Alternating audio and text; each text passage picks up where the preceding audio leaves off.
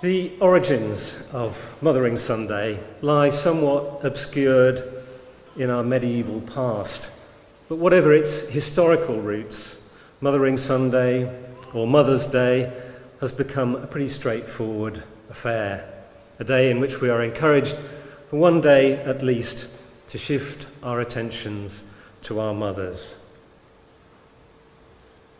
whether they're still with us or not, and to give them the thanks that they deserve for all that they have done for us throughout our lives, for all their loving care and attention that they have shown us in looking after us and nurturing us. It may seem a bit strange then to feature on this particular day a gospel story in which mothers are conspicuously absent. In fact, in which women as a whole are entirely absent.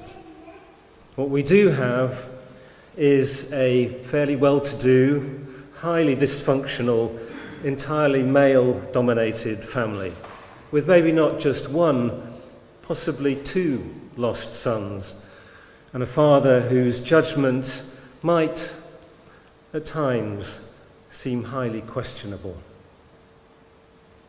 If that's a bit strange, that's entirely what Jesus wanted, a story that would engage and provoke his listeners.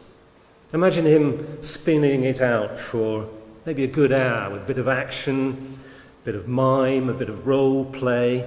Imagine audience, interruption and interaction. And you're starting to get a real flavour of Jesus' unique teaching style. The crowd are on the edge of their seats. They're arguing, they're disputing. In short, they're being encouraged to participate. You can almost hear them reacting with incredulity. Surely the son didn't ask his father for half of his inheritance. That would have been like wishing him dead. Surely the father knew the true character of his wayward, pleasure-seeking son. Surely he'd have had the nous not to let him wander off with the dosh and let him fritter it away. But yes, he does.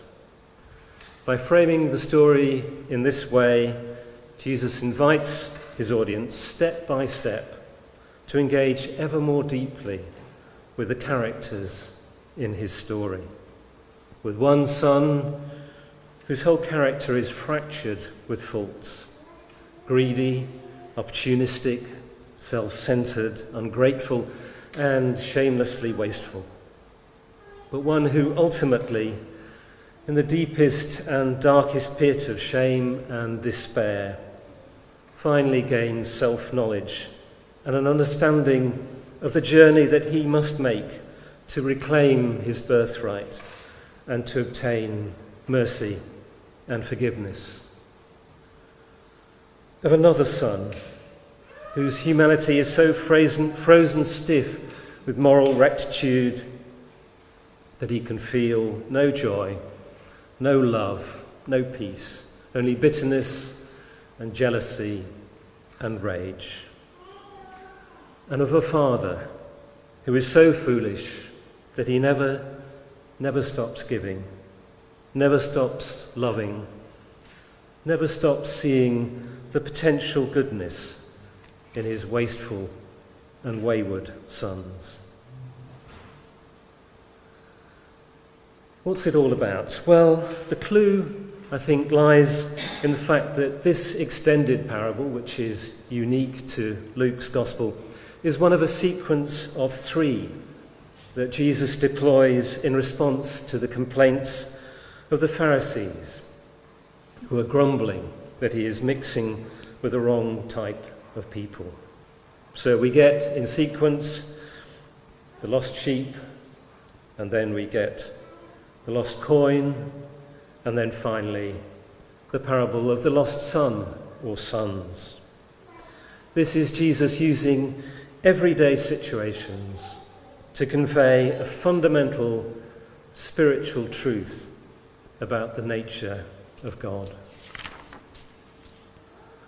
This, Jesus says, is exactly what his mission is all about.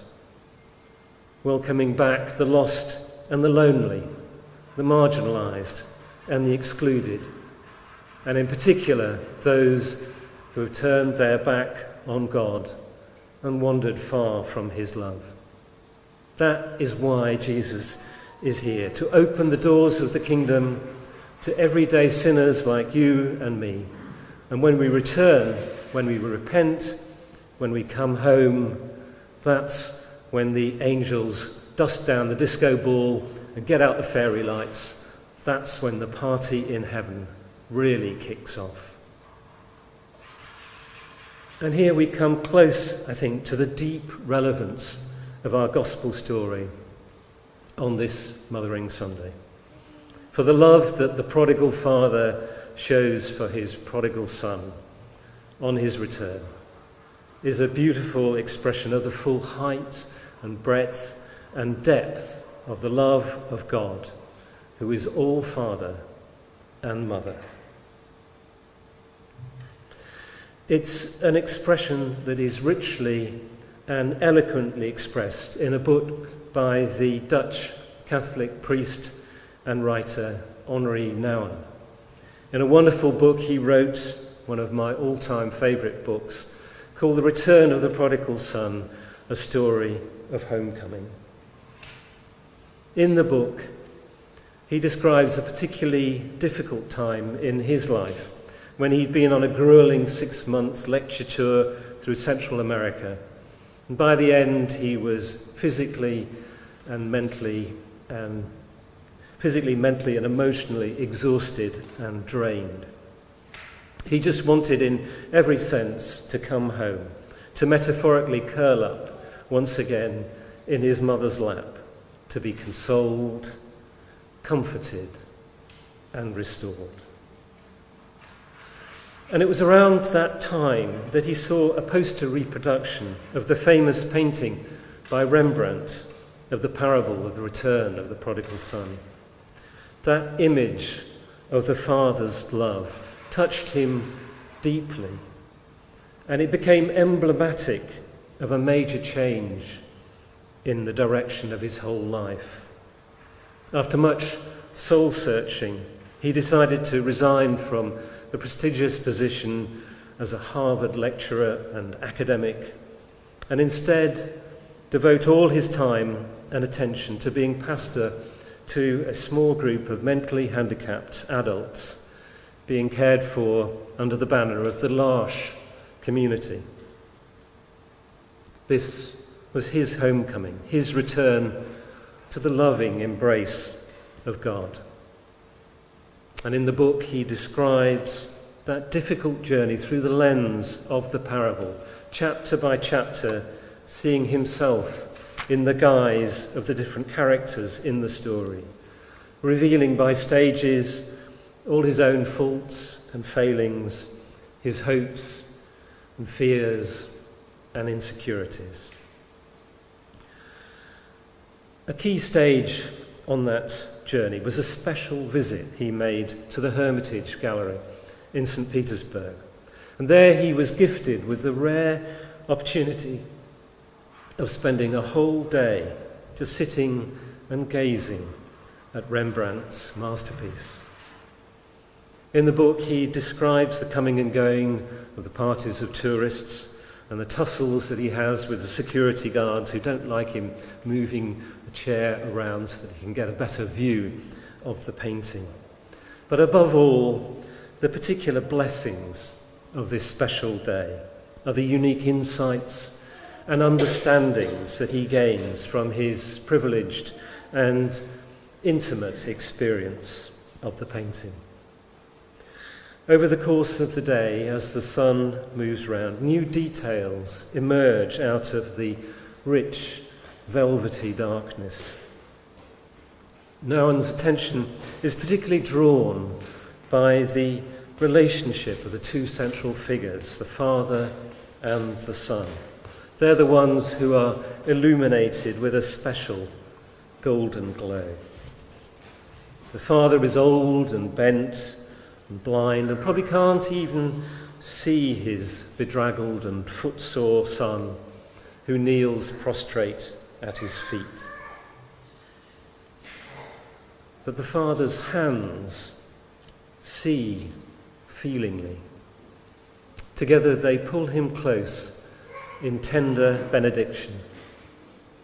But as Nouwen looked ever more closely at those hands, he noticed a fascinating difference. The father's left hand, touching the son's shoulder, is strong and muscular and holds him with a firm grip. The father's right hand does not hold or grasp. It is refined and soft and very tender. It wants to caress, to stroke, and to offer consolation and comfort. It is a mother's hand. Nouwen says in the book that the moment he recognized the difference between the two hands of the father, a whole new world of meaning opened up to him. The father is not simply a great patriarch. He is indeed God in whom manhood and womanhood, fatherhood and motherhood are fully present. Then there is the great red cloak with its warm colour and its arch-like shape. It offers a welcome place where it is good to be. And the more he looked at it, the more the image came to him of the sheltering wings of the mother bird. They reminded him of Jesus' words about God's maternal love. Jerusalem, Jerusalem, how often have I longed to gather your children as a hen gathers her chicks under her wings, and you refused. The more Nouwen looked at the painting, the more he saw a mother who caresses her child, surrounds him with the warmth of her body, and holds him against the womb from which he sprang. What I see here, he says, is God as mother, receiving back into her womb the one whom she made in her own image. The near-blind eyes, the hands, the cloak, the bent-over body, they all call forth the divine maternal love, marked by grief, desire, hope, and endless waiting. The mystery indeed, he says, is that God, in her infinite compassion, has linked herself for eternity with the life of her children. She has freely chosen to become dependent on her creatures, whom she has gifted with freedom. The choice causes her grief when they leave, but utter joy when they return. And that is what this string of parables is all about. Rejoice with me, the shepherd says, I have found my sheep that was lost. Rejoice with me, the woman says, I have found the coin I lost. Rejoice with me, the father says, this son of mine was lost and now is found.